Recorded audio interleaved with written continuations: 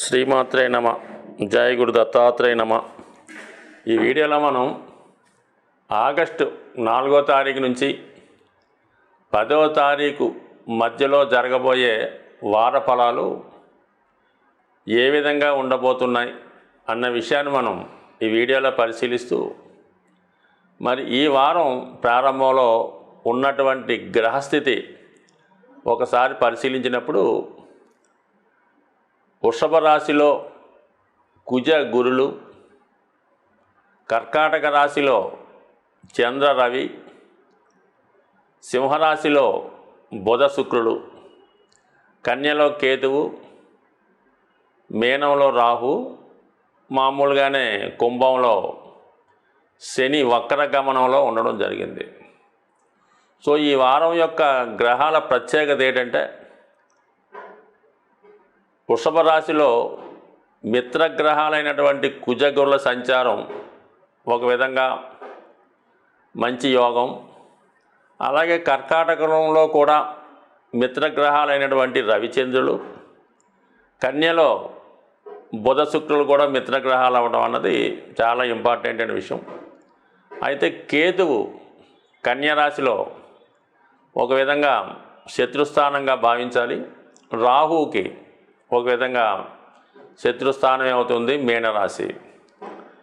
మరి శని వక్రగమనం పొందడం అన్నది కుంభరాశిలో అత్యంత బలవంతుడై ఉండడం వల్ల ఇది కొంతవరకు పారిశ్రామిక రంగంలో ఉన్న వాళ్ళకి చాలా అభివృద్ధికరంగా ఉంటుంది.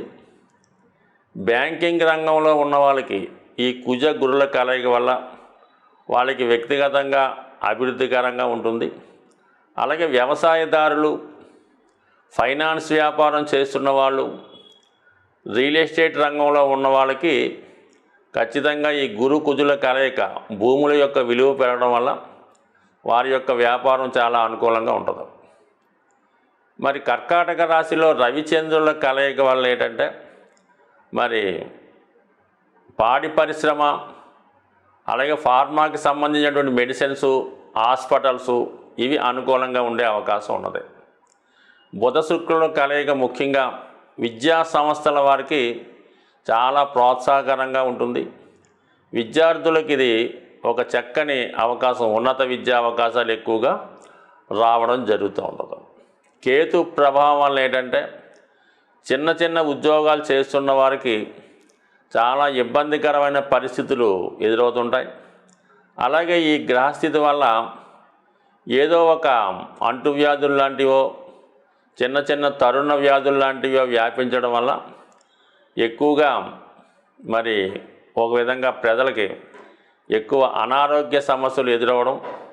దీనివల్ల హాస్పిటల్కి అయితే ఆదాయం బాగుంటుంది, కానీ ప్రజలకంత అనుకూల స్థితి ఇబ్బందికరంగా ఉంటుంది.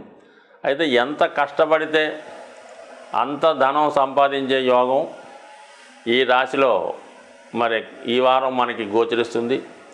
మరి ఈ వారంలో స్త్రీలకు చాలా లాభసాటిగా ఉండడం జరుగుతుంది. ముఖ్యంగా శుక్రుడు బుధగ్రహంతో కలిసి, అంటే బుధుడు శుక్రుడు మిత్రులు, అలాగే మరొక మిత్రగ్రహం అయినటువంటి శని భగవాన్తో చూడటం వల్ల ఇది చాలా వరకు స్త్రీలకు అనుకూలించే అవకాశం.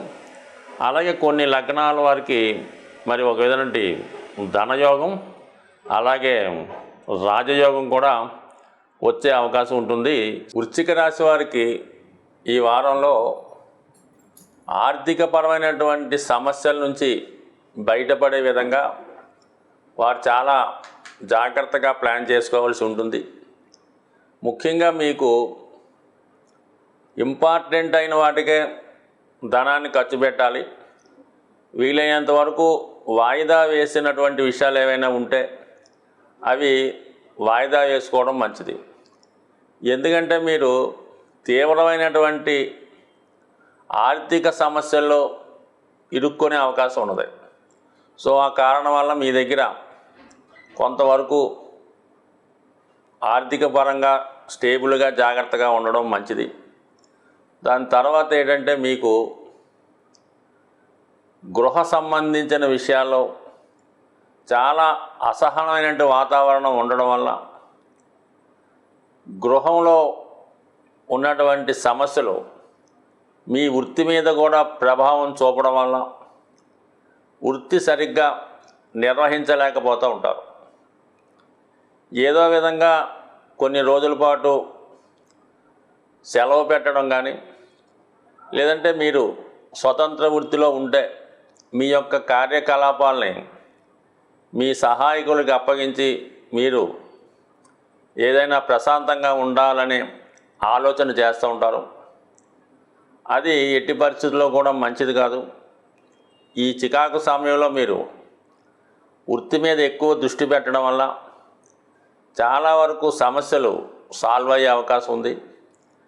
ముఖ్యంగా మీకు కానీ మీ కుటుంబంలో ఉన్నటువంటి స్త్రీలకు, భార్యకు సడన్గా ఏదన్నా అనారోగ్య సమస్యలు రావడం వల్ల కొంతవరకు మీరు అటు ఆర్థిక పరంగా గాను వ్యక్తిగతంగాను చాలా స్ట్రగుల్ ఫేస్ చేయవలసి ఉంటుంది. కాబట్టి కొంతవరకు ఆర్థిక స్థితి మనీ దగ్గర పెట్టుకునే ప్రయత్నం చేయండి.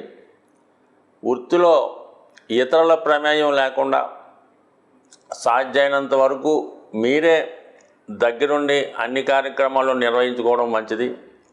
లేని పక్షంలో ఇతరులు చేసిన పొరపాట్లకు మీరు బలవ్వాల్సి ఉంటుంది. కాబట్టి జాగ్రత్తగా నిర్ణయించుకోండి. అయితే చాలా వరకు మీకు గురువు యొక్క అనుగ్రహం ఉండడం వల్ల ఎటువంటి సమస్య అయినా సరే మరి అధికారుల వల్ల, దైవ బలం వల్ల అది ప్రశాంతంగా సాల్వ్ అవుతుంది. ఎటువంటి టెన్షన్ పడక్కర్లేదు. అయితే సాధ్యమైనంత వరకు గృహంలో ఉన్నటువంటి సమస్యలు ఎక్కువ కాకుండా, అంటే మీ వల్ల ఎక్కువ కాకుండా దాన్ని సద్దుమణిగే విధంగా ప్రయత్నం చేయండి. ఏదైనా కొంతవరకు మనసుకి కష్టం కలిగించే వార్తలు, సంఘటనలు వినవలసి ఉంటుంది.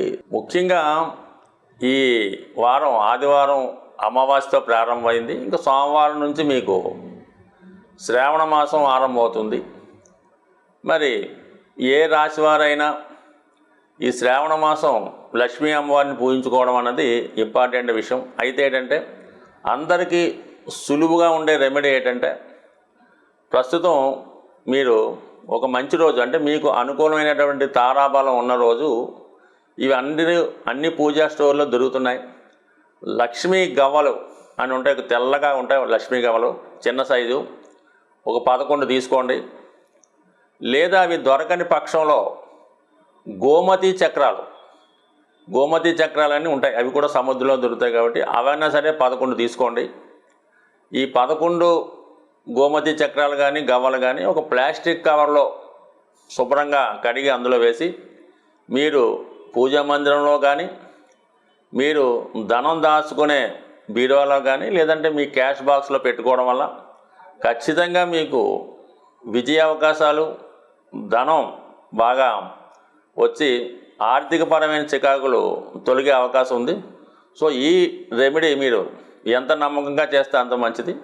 కొన్ని సందర్భాల్లో ఈ గోమతి చక్రాలతో శివాలయంకి దర్శించుకొని ఆ శివునికి ఈ 11 చక్రాలతో, అంటే మామూలుగా అభిషేకంతో పాటు ఈ రుద్రాక్ష ఎలాగైతే శివుడికి అభిషేకం చేస్తారో ఈ గోమతి చక్రాలతో కూడా మీరు అభిషేకం చేయడం వల్ల కూడా ఫలితం వస్తుంది. కానీ అంత పెద్ద రెమెడీ అక్కర్లేదు. కేవలం 11 చక్రాలు మీ యొక్క నివాస స్థలం కానీ, షాప్లో కానీ, క్యాష్ బాక్స్లో పెట్టుకుంటే చాలా వరకు ఈ శ్రావణ మాసం రాబోయే రోజుల్లో కూడా మీకు ఆర్థిక పరంగా అనుకూలించే అవకాశం ఉంది. స్వస్తి.